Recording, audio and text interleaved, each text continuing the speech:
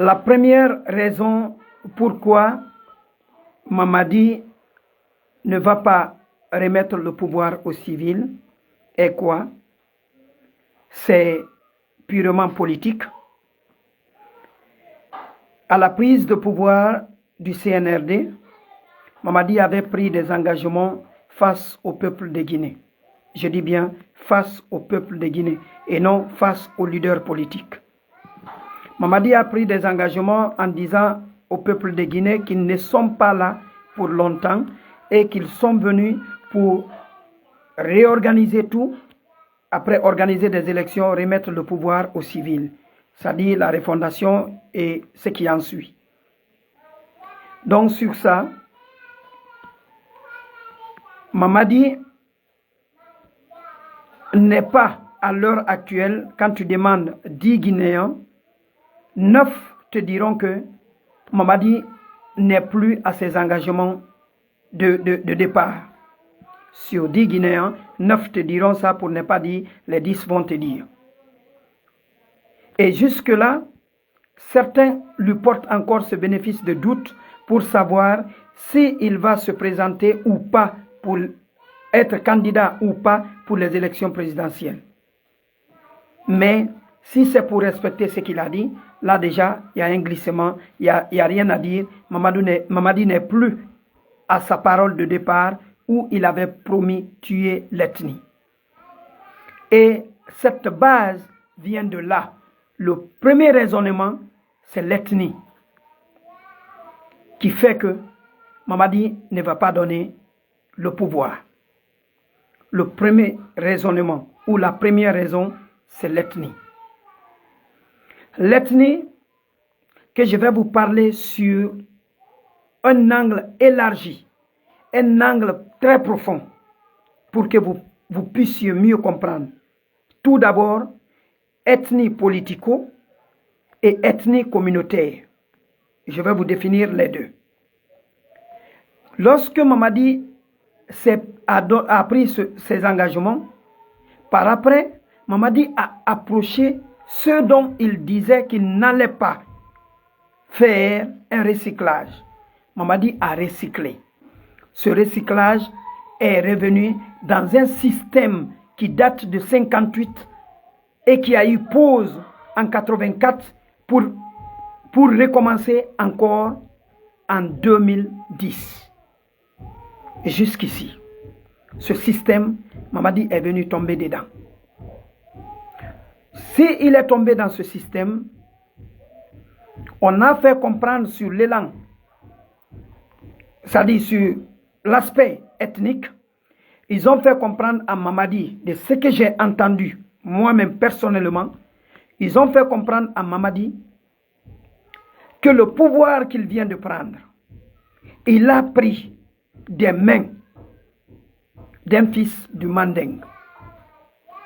Et que là, s'il doit obtenir le soutien du Manding, c'est parce qu'il est fils du Manding. Sinon, ils ne cautionneront pas le pouvoir de Mamadi parce qu'il a enlevé au pouvoir un fils du Manding qui est Alpha Condé.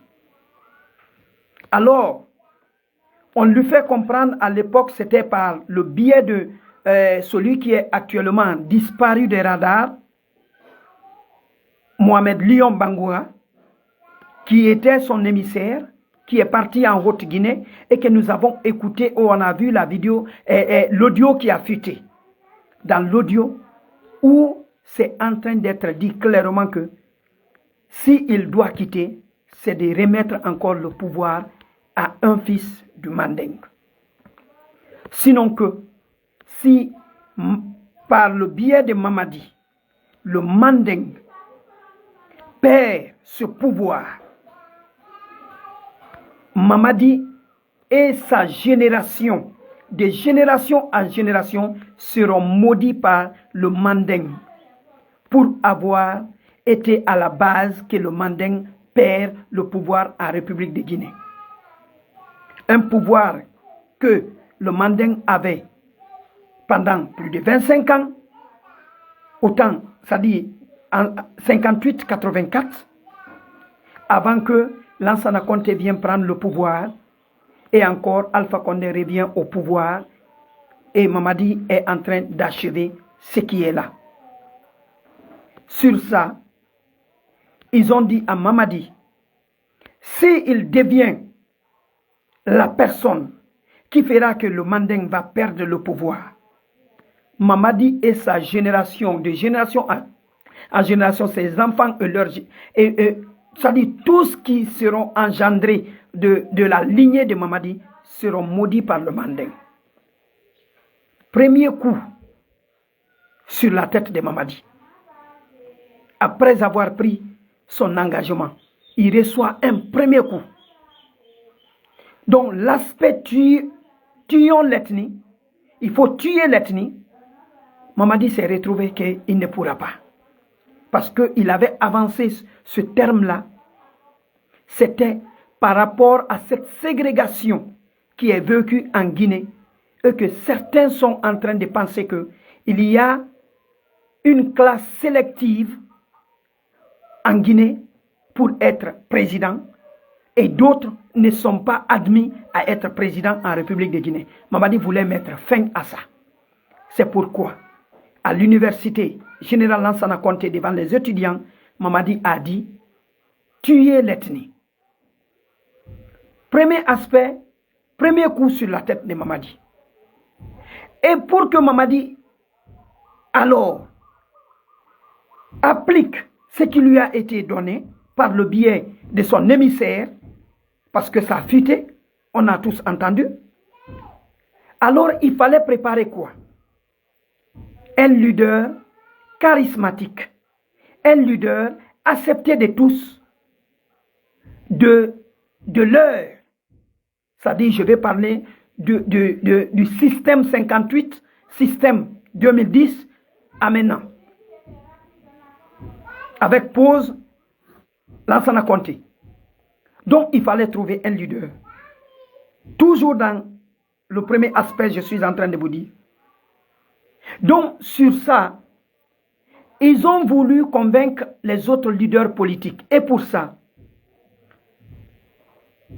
sur ça, je parle, quand je parle ici, M. Sangaré qui m'écoute, quand je parle ici, je suis en train de relayer les informations que Lion Bangoura, qui est émissaire de Mamadi Doumbouya, a fait comprendre aux gens, où il a parlé le jour où Lansana Conté est venu en rêve avec un chapelet et un bonnet plus boubou pour venir porter à Mamadi Doumbouya que c'est lui qui doit prendre le pouvoir au nom du Manding. C'est ce que je suis en train de te dire. Si tu n'as pas les informations, va regarder les déclarations de Mohamed Lion Bangoura. Ce n'est pas moi, je l'ai dit. Hein. Ce que je te dis là, c'est Mohamed Lion Bangoura qui a relayé. Donc, je suis en train de te dire ce que j'entends aussi à l'intérieur. Et pourquoi vient le soutien de ceux-là qui étaient avec Alpha Condé à Doumbouya. C'est sur l'aspect là. Celui qui était là, qui est parti, est du Manding. Celui qui est revenu est du Manding. Donc, nous sommes obligés de le soutenir. C'est ce qui s'est dit. Qu'il soit à Sigiri, qu'il soit à Kankan. Pour ceux qui ont coupé le cordon avec Alpha Condé, c'est ce qu'ils disent. Les personnes là, c'est ce qu'ils disent. Que nous sommes obligés de le soutenir parce que c'est notre frère. Il est de nous. Donc, si tu ne peux pas comprendre ça, ce n'est pas mon problème. Alors, je continue. À cela, l'équation autour des leaders politiques s'est annoncée. Il fallait mettre les leaders politiques comme l'a dit le Sénéfal en 2010, lorsqu'ils se sont retrouvés, les leaders du Manding se sont retrouvés. Il a fait cette déclaration il n'y a pas encore longtemps, ça ne fait pas 2 mois. François le Sénéfal a révélé ça, où il a parlé de celui d'Alain Diallo. C'est la même équation qui a été posée. Ousmane Kaba fait partie pour donner son soutien à Doumbouya. Et comment il s'appelle? Lansana Kouyaté fait partie.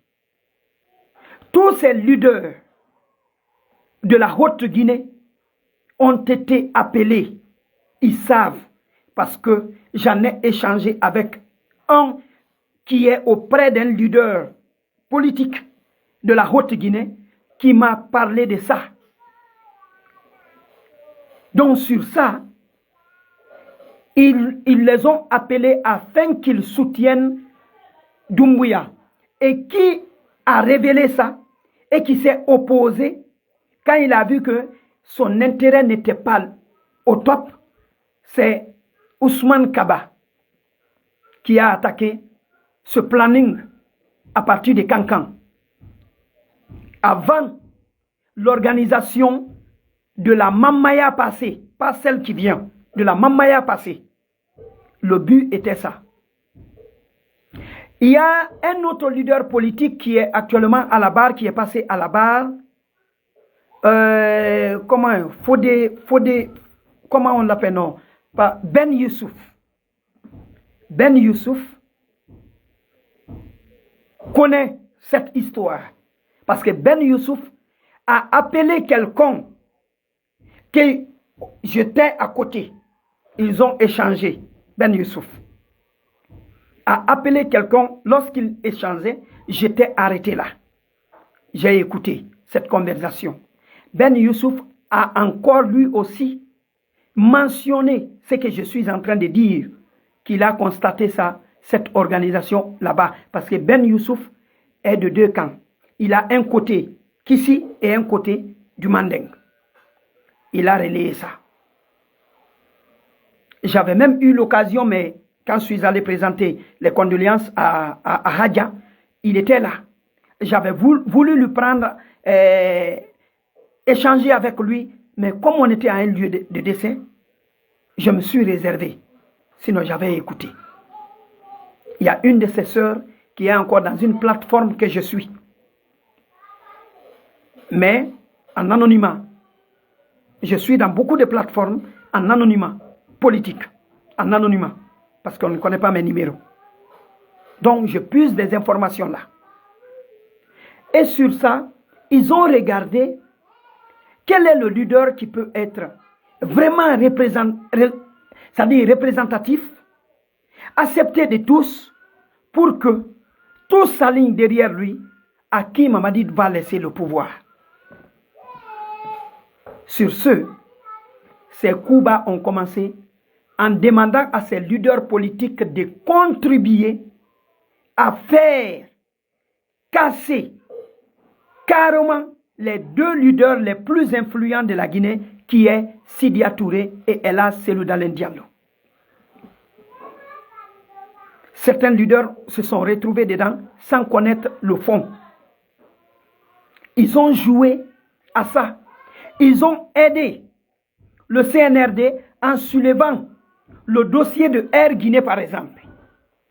Parce que c'est eux qui ont fait le travail à l'époque, au temps du CNDD, et qui ont apporté ces accusations contre certains leaders politiques. Sur ça, il fallait trouver au sein de la classe politique des personnes capables à détruire les deux leaders charismatiques en République de Guinée. Même si, par le passé, Alpha Condé avait déjà pu neutraliser carrément l'UFR à travers Baïdi Haribo, et Doumbouya est venu recruter un autre qui était si près de Sidia Touré, qui est Bill Dessam, pour l'accompagner dans ce jeu et lui demander même de retirer la maison de son patron, afin que lui, il fait asseoir son bureau là-bas pour les artistes. Cela a été fait. C'est dans la même optique que Ousmane Gawal a été, s'il faut le dire comme ça, recruté, s'il faut le dire, pour déstabiliser Selou Dalein Diallo. Y compris, ils ont misé aussi sur la société civile. Ceux qui étaient de la société civile, tels que la troisième dynamique de Moudjita Babari, de Korga, de Tatakourou et autres, tous étaient avec nous dans la société civile. Ces personnes-là, tous ont été recrutés sur cette base pour pouvoir non seulement démanteler ou non seulement détruire les deux leaders charismatiques, détruire la société civile. C'est ainsi que vous avez appris. Certains jeunes se sont levés à l'époque pour dénoncer un fait au sein du FNDC où il y avait un slogan d'une autre structure qui allait être mise en place et qui est même en place, mais du côté de l'Europe, qu'on appelle « Tournons la page ». Et ça, c'était une forme de mettre fin à la lutte citoyenne, c'est-à-dire de la société civile. Mettre fin à ça, on allait créer ce mouvement « Tournons la page ». Mais les voix se sont levées au sein du FNDC avec certains jeunes. Tout le monde a compris et cela a été balayé, mis de côté. C'est ainsi. Certains de nos camarades ont dit que la lutte est finie puisqu'on s'est battu pour qu'il n'y ait pas un troisième mandat. Maintenant qu'il n'y ait pas un troisième mandat, pour eux, la lutte est finie. Et nous avons dit la lutte continue. Donc voilà, dans ce premier aspect très profond, c'était détruire carrément ces deux leaders politiques charismatiques afin de faire envoyer un leader de l'heure qui pourra être à la tête de cette magistrature et qui va continuer avec ce système de 58 à maintenant. Mais ils n'ont pas eu. Certains leaders qui se sont ajoutés, des leaders précités tout de suite avec moi, n'étaient pas pour avec cette forme qu'ils venaient. Parce qu'eux aussi, ils veulent le pouvoir. Eux aussi se sentaient qu'ils pouvaient avoir le pouvoir. Je vais parler des leaders politiques de la région forestière qui ont accepté d'accompagner Doumbouya. Ils se sont mis dos à dos. Et ceux de la Basse-Côte, ils se sont mis dos à dos.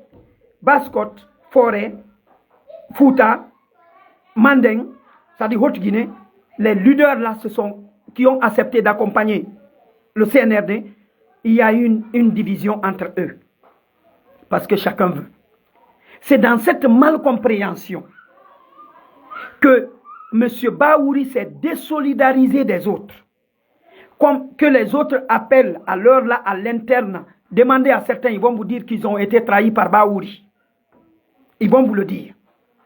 Donc, Baouri s'est désolidarisé des autres pour continuer et à soutenir, à chanter les louanges de Mamadi Doumbouya jusqu'à accéder au poste qu'il est actuellement. Et tout dans le but de ne pas voir les deux leaders jusqu'ici, Sidia et Selou, ont venir à la tête de la Guinée après cette transition. C'est pourquoi, dans ce premier aspect, ils ont échoué. Sur le plan ethnique, ils ont échoué parce que pourquoi? Vous allez comprendre que Mamadi aujourd'hui n'a plus de chance parce qu'il y a une division au sein du Mandeng. La division là, c'est ce qui a amené le coup d'État du 5 septembre entre le Malinké et entre le Mandeng et le Konya. C'est cette division-là qui a envoyé le coup d'État anticipé par le Mandeng. Sinon, c'est le Konya qui s'était dit qu'après Alpha Condé, c'est eux qui allaient prendre le pouvoir par le biais de Damaro. Et que le Mandeng disait aussi, après Alpha Condé, c'est un de leurs qui va continuer le pouvoir par le biais de Djané. La tension entre ces deux communautés, au sein de la grande communauté Mandeng, a explosé. Et il y a eu des trahisons que vous êtes en train de voir jusque maintenant. Aujourd'hui, vient s'ajouter une autre communauté qui est le Sankara, de là où vient Sékou Touré, le premier président de la Guinée. Aujourd'hui, le Mandeng fait face au Sankara. Tous les autres que vous connaissez, les Bala Samoura et autres, tout, Amara et autres là, se réclament de ce côté. Donc, Toutes les personnes qui sont favorables à Doumbouya vers le Manding sont aujourd'hui combattues dans le CNRD par les fils de Sankara dans Farana. Regardez seulement les grandes têtes aujourd'hui du CNRD qui sont à des postes stratégiques viennent de Farana. Ce n'est pas fortuit. C'est cette même trahison-là qui a fait qu'il y a eu le 5 septembre que les gens n'ont pas connu jusque-là. Parce qu'il y avait cette division aujourd'hui au sein du RPG pour avoir la tête. Et à cela, s'est ajouté la basse-côte à travers Kassori Fofana. Parce qu'il n'y avait pas d'entente entre Djané et Damaro. Ils ont préféré, ceux de Konya ont préféré qu'on donne le pouvoir à Kassori Fofana. Donc, comme le Manding a vu que la basse-côte, si elle s'ajoute sur,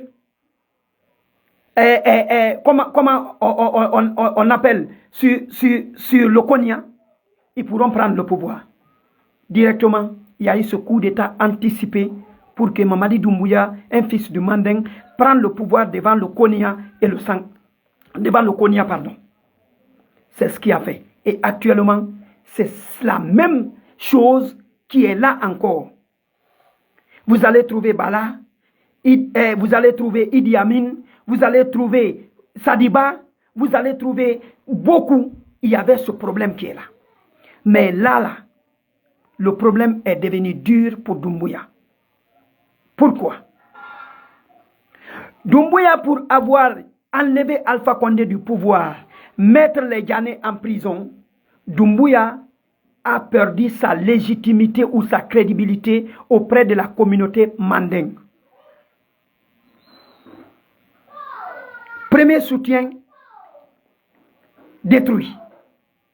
Doumbouya, pour avoir mis Sédia Touré hors de la Guinée, prendre sa maison, mettre Kassori Fofana en prison, rendre les Makanera en silence et autres, Doumbouya a perdu la basse-côte. Parce que là encore, aucun élément de la basse-côte. Sur les 100%, j'ose vous dire que 98% aujourd'hui de ceux de basse-côte n'aiment plus Doumbouya. Pour avoir fait ce que je dis là. Un fils de Moria en prison, les Makanera en silence, Sidia Touré sorti de sa maison, mis en exil forcé, il n'y a plus de soutien à Doumbouya là-bas. Et aujourd'hui, son soutien qui était resté Bill de Sam s'est retrouvé limosé parce qu'il n'y avait plus de voix. Il a compris que ça n'a pas marché. Alors, il perd le Manding déjà, il perd la basse-côte de sa cote de popularité. Pour avoir mis Dadis Camara, Tcheboro, et comment on appelle, Pivi, Marcel, tous ces fils de la forêt en prison, aujourd'hui, j'ose vous dire encore, qu'ils soient en Zérekori, qu'ils soient à Massanta, qu'ils soient à Kissidougou, qu'ils soient à Yomu, Beila, Lola, Doumbouya a perdu sa crédibilité ou sa légitimité auprès de ces peuples-là. Troisième point, soutien fondamental, là aussi, cassé. Et aujourd'hui, on peut même lire facilement. Pour avoir cassé la maison de Selou, le mettre en exil forcé, ça fait quoi? Tout récemment, on libère un des fils qui est Guido Fulbe. Tout ça, ça fait aujourd'hui que Doumbouya a perdu sa légitimité et il n'est plus la bienvenue au Fouta parce que personne ne l'aime là-bas. Quatrième soutien, encore détruite. Donc, puisque Doumbouya a vu que le premier aspect que je vous ai dit, l'aspect politique qu'il avait pris, mais politique divisée ethniquement et communautairement, il s'est vu que là-bas ça ne marche pas. Doumbouya va se retourner contre quoi? Deuxième aspect, il faut ouvrir des chantiers. Des chantiers auxquels on pourra dire que la transition, ce n'est pas seulement organiser des élections, mais c'est la refondation de la nation. C'est la refondation de l'État. C'est la refondation de ça. Refondation verte, refondation de la santé, refondation de la sécurité, refondation de la justice, refondation de tel, refondation de tout que vous connaissez. Combattre la gabegie, combattre la corruption et autres. Il ouvre ces grands chantiers parce qu'il a vu que la porte d'envoyer un de leurs à la tête pour ne pas voir un Sidia ou un Cellou Dalein venir à la tête de la Guinée, il ouvra alors les grands chantiers. Et parmi tous ces chantiers, le chantier qui fait que Doumbouya ne peut pas quitter la Guinée, c'est le chantier Simandou. Notez ça. C'est le seul chantier qui retient aujourd'hui Doumbouya, jusqu'à présent, jusqu'à date. Simandou. Parce que derrière Simandou, c'est de l'argent, c'est des milliards, c'est de la belle vie. C'est encore une vie plus que celle qu'ils sont en train de vivre actuellement, le CNRD et son gouvernement. Alors, s'ils sont en manque de moyens pour financer leur politique, pour financer leur pouvoir, pour financer, c'est-à-dire la politique du CNRD, avec Simandou, ils auront ça. Ils vont gagner un financement qui va, un montant colossal qui va financer leur politique. Et c'est ça, et c'est à partir de là, ils vont oser annoncer comment je vais le dire, je ne sais pas, ils ne seront plus satisfaits. Ils vont goûter le jus du pouvoir, plus que ce qu'ils ont déjà goûté. Et ça sera un pouvoir à vie. Il est encore jeune. Excusez-moi. Lui et moi, je suis plus âgé que lui. De par l'âge qu'ils ont donné devant les Guinéens. Alors imaginez qu'il reste encore au pouvoir pour tout bon, à travers le projet Simandou. Je ne sais pas si vous avez vu, ou si vous voyez ce que moi je vois, parce que je suis sur la route de Simandou. La logistique qui est en train de passer pour Simandou. L'accélération des travaux qui sont en cours, pour qu'avant 2025, que Simandou soit déjà à quelque chose de 85% des travaux. Voici l'accélération qu'ils sont en train de faire, afin qu'ils lancent le projet Simandou et pour avoir un financement colossal qui fera leur politique. Ils auront des moyens de leur politique, ils auront des moyens de réduire tout le monde en silence. Parce que l'argent sera là. L'argent va couler. Simandou, c'est un projet gigantesque au monde. L'un des projets les plus gigantesques au monde. Et c'est ce projet-là, Doumbouya rêve d'activer. Il rêve que ça soit devant, en sa présence, que ça soit inauguré. Alors, pensez-vous que ça sera d'ici le 31 décembre? Pensez-vous que ça sera d'ici le 31 décembre? Non. Ça, ce n'est pas d'ici le 31 décembre. Voici la deuxième raison qui fait que Doumbouya ne partira pas. Jusqu'à preuve contraire, s'il a en tête de partir, ceux qui mangent autour de lui, ceux qui mangent autour de lui ne l'accepteront pas pour qu'il fasse cela. Donc sur ça, il faut activer des calomnies. Il faut activer la machine qui puisse dissuader les Guinéens. Donc c'est comme ça. C'est le deuxième aspect là qui va faire que Doumbouya n'ira pas. même s'il a envie, ceux qui sont autour de lui n'accepteront pas que ce projet Simandou soit inauguré par un autre président, si ce n'est pas Doumbouya. C'est pourquoi Baouri ne vous parlera jamais quand les élections seront organisées en Guinée. Ni en 2025, ni en 2026, mais dès que Simandou est lancé, on va vous parler qu'il va y avoir des élections communales et législatives. Ça, c'est après le lancement de Simandou. Mais ils feront le référendum, ils vont le faire pour qu'on ait une constitution. Mais après, tant qu'on ne lance pas le projet Simandou, vous n'aurez jamais une organisation d'une élection en République de Guinée sous l'ère du CNRD. Alors, pour rendre cette parole-là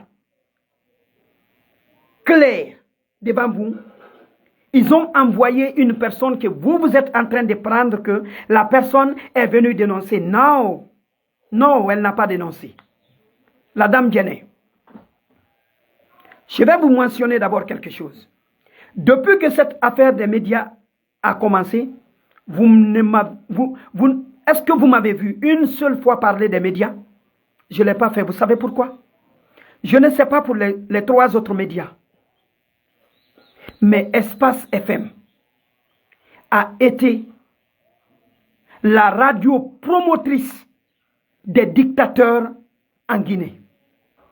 C'est eux qui ont fait asseoir la dictature d'Alpha Condé en Guinée. À chaque fois que nous levons pour combattre l'injustice, pour combattre la dictature d'Alpha Condé, c'est eux qui parvenaient à nous envoyer des mots ou à nous insulter. Quand nous nous sommes levés encore très tôt contre le système Doumbouya, CNRD, c'est encore les animateurs de Espace qui nous ont dit que le 5 septembre, si on a été avec Doumbouya au front pour aller dégager Alpha Condé, qu'on était tous couchés chez nous, que ce n'est pas le FNDC qui a chassé Alpha Condé du pouvoir. C'est Espace qui a dit ça. Après tout le sacrifice que les Guinéens ont subi lors des appels à manifester par le FNDC, les jeunes sont tombés en ayant des t-shirts du FNDC. Ils ont été malmenés, tués par des militaires guinéens. Les animateurs de Espace ont trouvé quoi pour compatir à ça? Nous traiter de femmes, des gars qui étaient couchés chez eux, qu'au contraire, c'est eux qui étaient sur le terrain à travers leur inspecteur Colombo, Moussa Moïse Silla, qui a filmé une mise en scène banale. Après tout, on vient pour faire une mise en scène. Simuler un coup d'État. Vous pensez que c'est l'eau qui est dans ma tête pour que j'ignore des propos que vous avez tenus longtemps pour nous salir, pendant que c'est devant vous. Certains même parmi vous, je vous ai appelé quand je fus arrêté par le régime d'Alpha Condé. 2 fois j'ai été emprisonné. J'ai appelé certains parmi vous. Vous avez répondu par quoi? Par une négation. Parce que vous étiez dans le système Alpha. Mais vous avez fait comprendre aux Guinéens que vous êtes à leur côté. Que vous êtes en train de dénoncer pendant que la nuit, vous recevez des enveloppes. Il n'y a aucun, c'est moi je vous dis, aucun chef média en Guinée qui n'a pas reçu un geste de la présidence. Ça n'existe pas en République de Guinée. Ça n'existe pas. Tous ceux qui créent des médias en Guinée ont d'abord pour vocation placer une émission qui peut remuer le pouvoir en place afin qu'on les appelle la nuit. Quand ils remuent, on les appelle. Ils font ça au ministre. Ils vont appeler un ministre pour lui dire. Des ministres peuvent vous témoigner. Hein. J'en connais certains ministres qui vont vous parler de l'harcèlement que certains journalistes les font. Ils vont appeler un ministre pour dire on a un dossier de toi en main. Si tu ne fais pas ça, on va balancer. Demandez au ministre. Combien de fois les ministres sont victimes d'harcèlement des journalistes en République de Guinée? Combien de fois? Quand vous voyez un ministre oser venir sur le plateau des GG, ça trouve déjà qu'ils ont passé par 1000 moyens pour l'harceler. Finalement, le ministre va dire que je viens pour me défendre. Il vient sur les EG. Finalement, Alpha Condé avait même interdit à ses ministres de participer au GG. Vous n'avez pas compris? Des personnes qui prennent de l'argent avec vous sont encore en train de vous manquer de respect devant le peuple.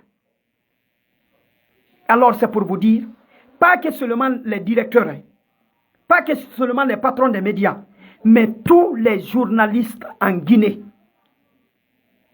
tous les journalistes, surtout qui traitent des dossiers politiques, ont tous quelqu'un dans ce gouvernement ou à la présidence qui lui donne une enveloppe à un moment donné.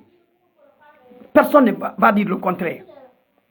Personne n'osera jurer sur la Bible ou le Coran de dire qu'il n'a jamais reçu un geste d'un ministre, un geste d'un directeur, un geste de la présidence. Ils ne vous diront pas.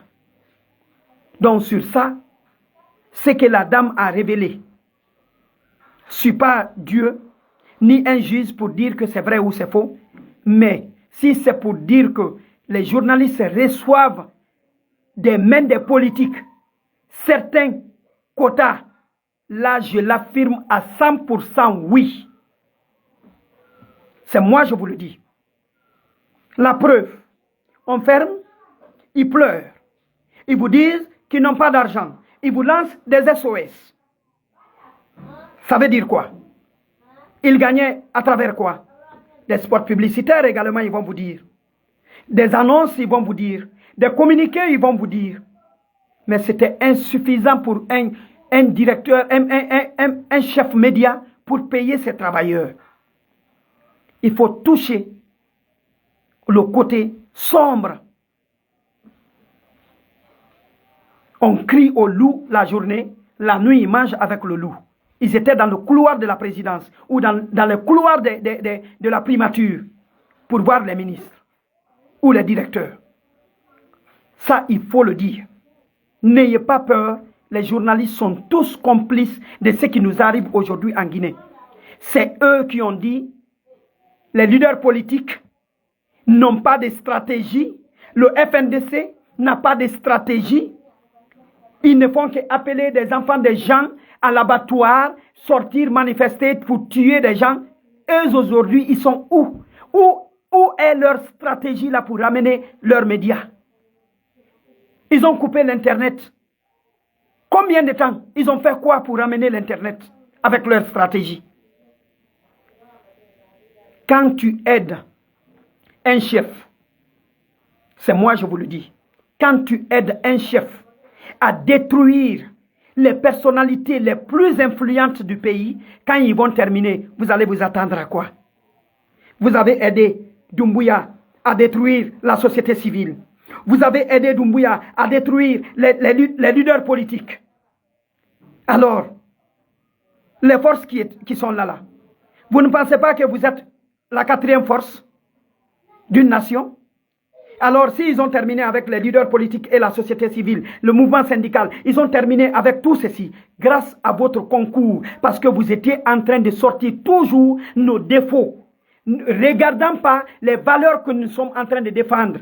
Mais vous regardez parce que DAC a un défaut, DAC a dit hier, à un coudaïsme, oui. Alors, DAC n'a pas le droit de dire aujourd'hui à Mamadi Doumbouya d'organiser des élections. DAC a dit hier à un Dadis, oui, DAC n'a pas plus de parole pour dire à Mamadi Doumbouya arrête. C'est vous, on a vu faire ça. Vous nous avez réduits en silence. Vous avez permis Doumbouya d'asseoir ses racines. Et vous attendez que quand il va terminer, il va vous masser. Non, mes frères, vous serez encore out. Et c'est ce qu'il a fait. Vous serez out. Et aujourd'hui, on est en train de vilipender partout pour vous dire que comment je vais le dire? Vous incitez à la violence. C'est pas ce que Baouri vous dit? Que vous n'êtes pas en train d'aller dans le sens de l'apaisement de la transition. Il a raison, oui ou non? parce que vous les avez aidés. Et vous avez quitté auprès du peuple. Et quand je vous entends dire aujourd'hui qu'il a fallu que vous soyez, c'est-à-dire en pause, pour connaître réellement ce qui se passe. Non, c'est faux. Vous connaissez réellement. Et vous avez brandi le contrat qui était entre vous et Doumbouya. C'est ce contrat-là que vous avez fait marcher depuis longtemps. Mais parce que la balle s'est tournée aujourd'hui sur vous, vous êtes venu pour dénoncer. Ça ne marchera pas. Vous avez trahi votre serment. Vous avez trahi le peuple. Vous avez trahi votre déontologie. Vous nous avez mis dans ce pétrin en accompagnant Alpha Condé dans ses bavures. Et aujourd'hui, c'est le CNRD. Vous avez aidé à asseoir ses racines de 58. Ces racines de 58. Oui, parce que c'est en 58, il n'y avait pas d'opposants. En 58, il n'y avait pas de presse. En 58, il n'y avait pas de société civile. En 58, il n'y avait qu'un mouvement syndical qui était coordonné par le camarade syndical Sékou Touré. Lui seul avait le droit de dire oui ou non à quelque chose en Guinée. Quiconque disait non à sa décision, tête va sauter. Alors, sommes-nous pas en 58? En 58, il y avait l'Internet? Non. En 58, il y avait blogueurs? Non. En 58, il y avait activistes des droits de l'homme oser venir parler devant Sékou Touré? Non. Aujourd'hui, nous vivons la même chose. Vous avez aidé Mamadi Doumbouya à faire asseoir, renaître ses racines de 58 et les mettre en place. Plus de presse, plus d'internet fiable, plus d'opposition, plus de société civile, plus de mouvement syndical. Alors, c'est quoi? C'est aujourd'hui que vous voulez montrer au peuple que vous êtes, du côté du peuple? Non, mes frères, détrompez-vous. Alors, ce que je suis en train de vous dire, la dame Guéné est dans le complot. Si je dis complot, elle est dans la démarche claire de ce qui s'est ficelé au dos de la Guinée. Elle a osé vous dire que quiconque tente de défier, en bon manenka il a dit, quiconque tente de défier le CNRD de Mamadi Doumbouya se verra la tête coupée. Alda Kanate. Vous pensez que Guéné, c'est une personnalité du quartier? C'est une personnalité d'une institution étatique de la nation là. Vous pensez que si c'était un DAC qui avait dit ça à Kankan, à Kissidougou, en Zérekore, et que je le dis au Fouta, la même journée, j'allais me retrouver à la maison centrale. Mais est-ce qu'elle a été gênée avec ce monsieur? Retournez sur la vidéo, c'est moi je vous dis, retournez sur la vidéo, vous écoutez attentivement. Je vais vous dire l'objectif c'était quoi? Le fond, la forme c'était comme une forme dénonciative. Ou dénonciatrice, je ne sais pas. Oui, c'est ça. Mais le fond, c'est de